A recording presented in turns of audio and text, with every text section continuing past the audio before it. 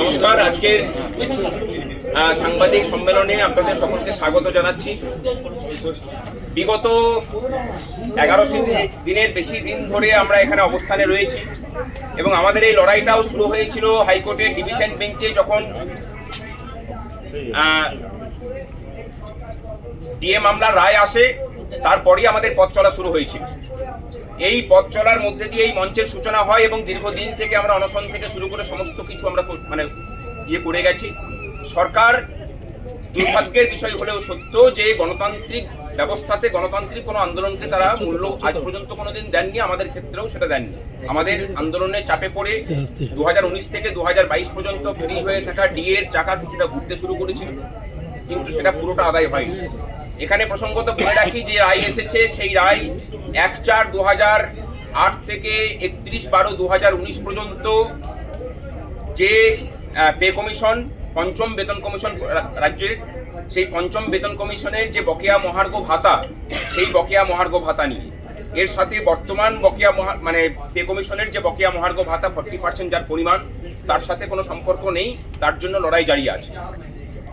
আজকে যে রায় এসেছে, আমরা প্রথমেই সমস্ত মামলাকারী সংগঠন যারা কর্মচারীদের পক্ষে লড়াই করেছেন, confederation of state government employees, তারপরে হচ্ছে যে কর্মচারী পরিষদ, ইউনিটি ফোরাম, তাদের সকলকে ধন্যবাদ জানাচ্ছি। আমরা এই মামলাতে ঢুকেছিলাম তাদের হাতকে শক্ত করার জন্য, এবং আপনারা জানেন যে এই মামলাতে আমরা ভারতবর্ষের বিখ্যাত আইনজীবী গোপাল সুব্রমণিয়াম স্যারকে নিয়েছিলাম। তার সওয়াল জবাব আপনারা শুনেছেন এবং এটা প্রমাণ হলো যে কর্মচারীদের অত আর্থিক সক্ষমতা না থাকলেও আমাদের মামলাতে সুপ্রিম কোর্টে রাজ্য সরকার, সুপ্রিম কোর্টের সমস্ত সিনিয়র আইনজীবীদেরকে নামিয়েছিলেন আমাদের বিপক্ষে, কিন্তু কর্মচারীদের যে লড়াই, যে অধিকার, সেই অধিকারকে তারা খণ্ডন করতে পারেননি এবং জয় আটকাতে পারেননি। নিম্নতর আদালতে যেভাবে আমাদের জয়ের ধারাবাহিকতা বজায় থেকেছে, এখানেও তাই হয়েছে। যেভাবে উনি নিজে ব্যক্তিগত উদ্যোগে পরমজিৎ সিং পাটোয়ারিয়াজিকে দিনের পর দিন দান করিয়েছেন এবং তার ফিস মিটিয়েছেন, আমরা ধন্যবাদ জানাচ্ছি মাননীয় বিকাশ রঞ্জন ভট্টাচার্যকে। বিনা পয়সায় কর্মচারীদের হয়ে লড়াই করে গেছেন দীর্ঘদিন। আজকে আমাদের বলার কথা এটাই যে 25% দেওয়ার অর্ডার কিন্তু আগেও হয়েছিল, রাজ্য সরকার সেটাকে মানেনি। আমরা কন্টেম্প্ট করেছিলাম এবং কন্টেম্প্টের শুনানি না করে রাজ্য সরকার বলেছিল, সুপ্রিম কোর্ট বলেছিলেন যে আমরা মূল মামলার শুনানি করে নিচ্ছি। আজকে মূল মামলা রায় বেরোলো, প্রায় 4 মাস হতে চললো, সমস্ত কিছু শেষ হয়ে যাবার পরে।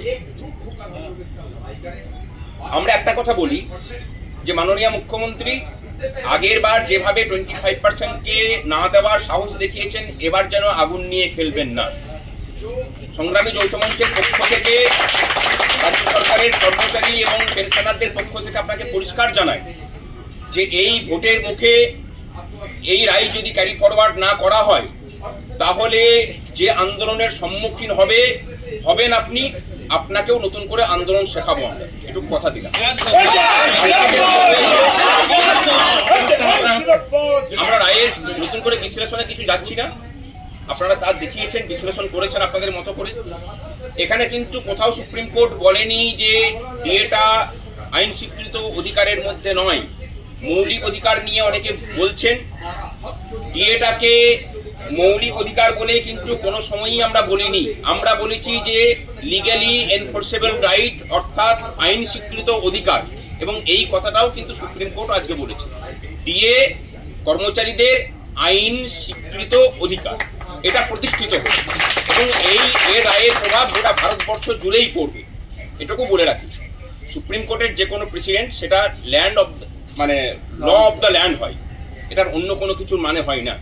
সুতরাং আর বাকি 75%-এর জন্য একটা 3 সদস্যের কমিটি কনস্টিটিউট করা হয়েছে, 4 সদস্যের কমিটি, তারা রাজ্যের আর্থিক পরিস্থিতির কথা বিবেচনা করে আগামী 15ই মের মধ্যে একটা রিপোর্ট দেবেন সুপ্রিম কোর্টে, এবং আগামী 15ই মে আমাদের সুপ্রিম কোর্টে আবার এটা শুনানি হবে। এটা কিন্তু কবে দিতে হবে সেইটুকু নিয়ে শুনানি, দিতে যে হবে সেটুকু নিশ্চিত থাকতে পারেন, কিন্তু কত কিস্তিতে দিতে হবে সেটা পরবর্তী ক্ষেত্রে ঠিক হবে।